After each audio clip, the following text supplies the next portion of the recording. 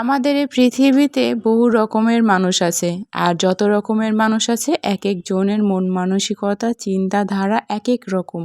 কারোর সাথে যে কারোরটা মিলবে না এটাই স্বাভাবিক, কিন্তু এইটা অনেকেই মানতে চায়, অনেকেই আবার মানতে চায় না।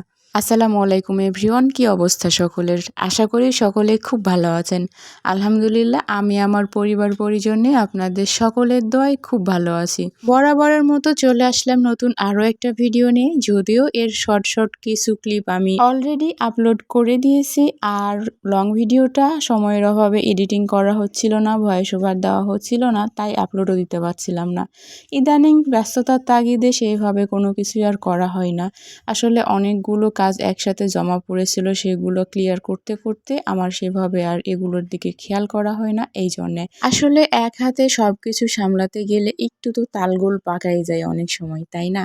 এটা হয়তো বা অনেকেরই হয়, আবার অনেকে আছে স্ট্রং, তাদের কোনো সমস্যা হয় না। আমারও কিন্তু একটা সময় কোনো সমস্যা হতো না, একটা সময় আমি একলা হাতে সব কিছু সামলিয়েছি। কিন্তু ইদানিং কয়েক বছর যাবৎ আমি লক্ষ্য করতেছি, কেন জানি না আমি এখন আর আগের মতো সেইভাবে সব কিছু গুছায় উঠতে পারি না।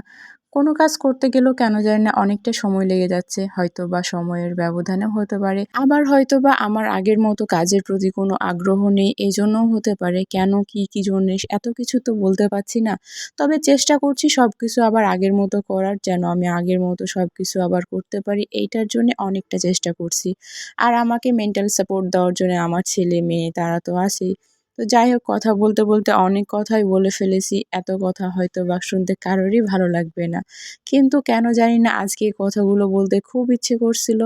আর আমার ছেলের মাথায় সারাক্ষণ তো ঘোরে, সে সমুদ্র আঁকবে, পাহাড় আঁকবে, সমুদ্রের পাশে বসে সে সমুদ্র দেখবে। এক এক সময় তার এক এক রকম থিঙ্কিং আসে, আর যখন যেটা মাথায় আসে তখনই সে খাতা কলম নিয়ে বসে যায় সেগুলো আঁকার জন্যে।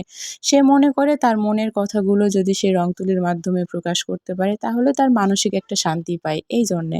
তো যাই হোক, সে তার মতো করে আঁকার অনেক চেষ্টা করছে, তবে হ্যাঁ, আমার ছোটোর জন্য কিন্তু অনেক চেষ্টা করে।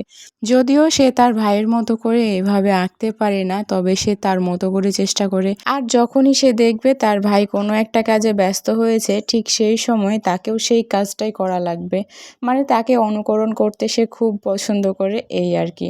আসলে এইটা হয়তো বা সব বাচ্চাই করে, ছোটরা বড়দের অনুকরণ করবে, অনুকরণ না করলে তারা শিখবে কিভাবে। তবে হ্যাঁ, যখন তারা একসাথে কোনো কিছু করার চেষ্টা করে, প্রথমে আমার তো খুব ভালোই লাগে একজন মা হিসেবে, কিন্তু পরবর্তীতে খুব ভয় করে।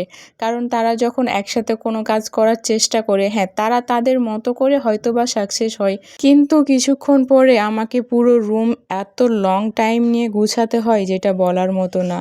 তো যাই হোক, কথা বলতে বলতে অনেক কথা বলে ফেলেছি। কারোর কাছে খারাপ লাগলে জাস্ট অ্যাভয়েড করে যাবেন। আজকে এ পর্যন্তই, দেখা হচ্ছে পরবর্তীতে নতুন কোনো এক ভিডিও নিয়ে। সে পর্যন্ত আশা করি সকলে খুব ভালো থাকবেন, আর আমার জন্য দোয়া রাখবেন, আমি যেন আমার পরিবার পরিজন নিয়ে ভালো থাকতে পারি। আল্লাহ হাফেজ।